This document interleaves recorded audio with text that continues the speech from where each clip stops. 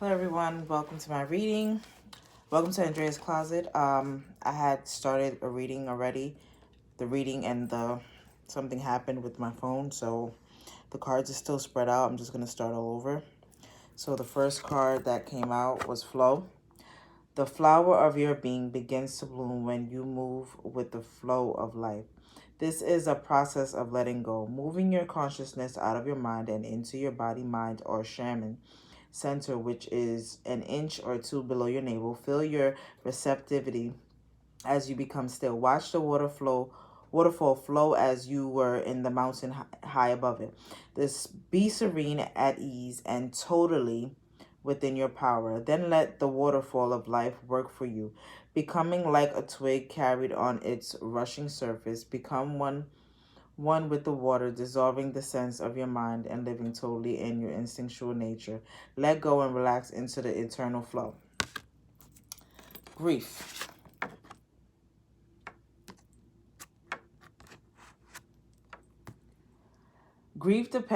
Deepens you, allowing you to explore the parameters of your soul. Grief is the only gateway to certain levels of consciousness, and it is a hard task maker. Through grief, you can explore every aspect of your dark side: anger, pain, abandonment, terror, loneliness. Aspects of the sacred wound that we usually try to ignore in our daily lives. Grief forces you to acknowledge those parts of yourself that are not yet healed. If you can look at grief as a teaching, you will grow. If you can look at grief with awareness and open heart, it is one of the greatest teachers of all. The seeds of wisdom and enlightenment are planted within the wounds of grief. What is lost can come back to us again in higher ways. Perfection. Dream your passion, fly away. Go through the hoop of your innermost fears and desires. Meet them and conquer them. What pain from childhood have you not dealt with? Move into the wound of your most secret fears and find the seeds of wisdom that are planted there. Face what happens, what upsets you the most. It is a great teacher. Give away whatever is holding you back: insecurities, ego, fear, or failure, or of not being loved, fear of being alone, and be reborn into a new state of perfection. Balance.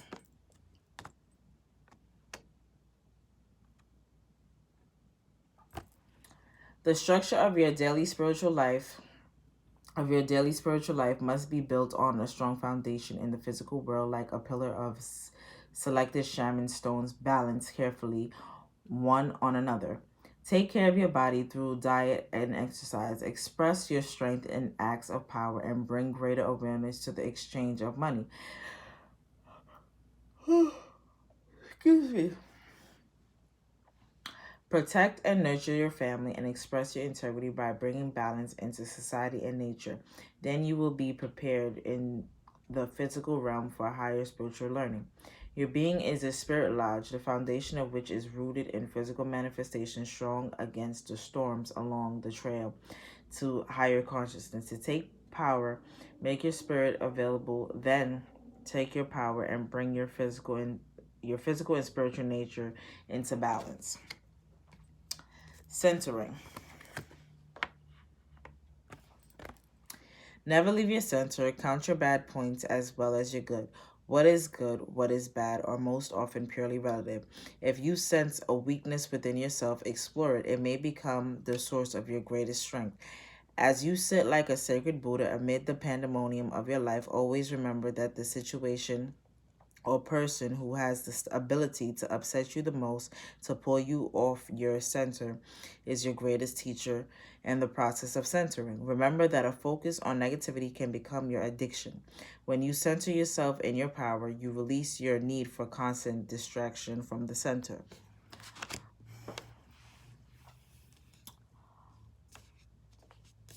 So I'm not gonna read into this card. I'm just gonna read what it says. The divine feminine. I hold the universe within me. I am the force of an ever expanding love. I'm gonna read Mira, Mira Bay, the saint of true freedom. Love is what sets me free. I am married to my own soul.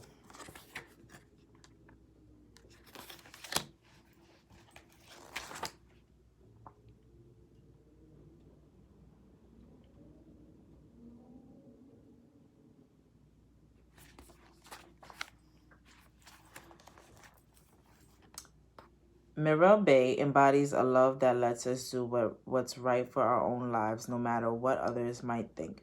Mira Bay, or Mira, is Bhakti poet of and mystic from Rajasthan and India. She was born a princess in the late 15th century. She unwillingly married Bahol Raj, the crown prince of Mewar, in 1516. She was considered Krishna to be her true husband. Legend says that her husband's family tried to kill her several times for defying the social customs and expectations of a wife. But in each of these legends, Mirabai's love for Krishna would miraculously save her. She wears the Krishna tilka forehead marking as a sign of her devotion to him, which is on her forehead right there. Northern India in the 16th century was besieged by violent battles between Hindu and Muslims. Mira Bay's husband's father and father-in-law all died in the war with the Islamic army of Babur, the founder of the Mughal Empire. Mira May refused to join her husband on his funeral pyre and again defied social cultural expectations. She became the central poet of the Bhakti movement during the difficult period in Indian history. The Bhakti movement is a spiritual path focused on the cultivation of this personal love for the divine. It's a devotional form of worship that believes everyone can have direct access to divine regardless of sex, caste, or religion. Mira Bay becomes a symbol of people suffering under the caste system and the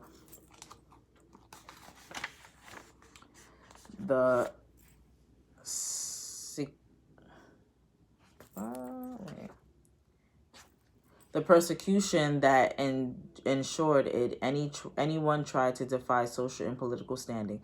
Mira Bay poems and lyrical patters or love songs using metric verses, and they are so widely known and cherished because they relate an ultimate freedom that Mira Bay lived out in her love for Krishna. When your soul selects her card. Often without even realizing it, we make choices based on external expectations on how we think other people will perceive our actions. Mira Bay is about doing what's right for you and no one else. Ultimately, only you can know what needs to be done or said. You have this one brief life and every second of it matters. Mira Bay is about standing up for excuse me. Mira Bay is about standing up for what you know is right for you, even if others will judge you for it. The fear of being persecuted can convince us not to be true to who we really are. There's a love through that's far larger than human constructs and cultural values. Love isn't ethical. Love isn't bound by any ideas of what's socially acceptable. Love is what sets us free from the expectations that bind us. Love, in whatever way it finds us, asks us to stay loyal to our own soul. Any outside force or person who asks us to betray our most intimate relationship with with the divine isn't acting out of love. For Mira, her true husband wasn't the one she was married to, the love that made her brave, the love that inspired her every poem and action was a divine love for Krishna. So the laws that bounded her to the strict expectations of being a wife didn't actually apply to her. Love asks us to look at what really matters to us and at what we truly value. And love asks us to bravely defy expectations in order to be true to ourselves. Loves wants us to marry our own soul. Soul voice meditation. What holds me back from expressing my truth? Intention. Love is what sets me free. I am married to my own soul.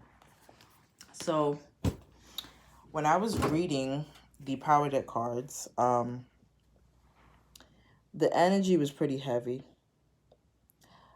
My neck started to hurt. I started to get this pain in my neck, like this sharp stabbing pain, right? And it just feels so like heavy and unsettling. In order for us to be happy, we have to show ourselves love. We have to remove that care for other people's opinions, that need for perfection, that need to be validated, and just become one. Allow flow. Allow flow to happen, right? We need to become one with our soul. We need to meditate a little bit more. We need to center ourselves and silence our minds, have that balance, because there's a lot of grief that we're going to be experiencing if we sit and continue to want others to validate us and want others approvals. In order for us to be happy, we have to know who we are and have love within ourselves. Like the cosmic egg, the divine feminine. I hold the universe within me. I am the force of an ever-expanding love, right? Unconditional. Your love for yourself has to be unconditional. There should be no condition on the love that you have for yourself. You should always show yourself that love that you want to show other people, or the love that you want to receive, but also have a boundary, have a limit, because we tend to sit and want to receive love so bad and try to give people so many different chances that we put ourselves in predicaments and situations to be unhappy, to let someone else treat us the way that we shouldn't be treated. So the Soulmates Oracle says, everything you need, your courage, strength, compassion, and love, everything you need is already within you. Everything you need is already within you. Confirmation of what I just said. Thank you guys for watching. I hope this resonated and helped someone or a few people. Please like, subscribe. Check out the other videos for your signs, your rising sign, your moon sign. Sending out nothing but peace, love, and joy.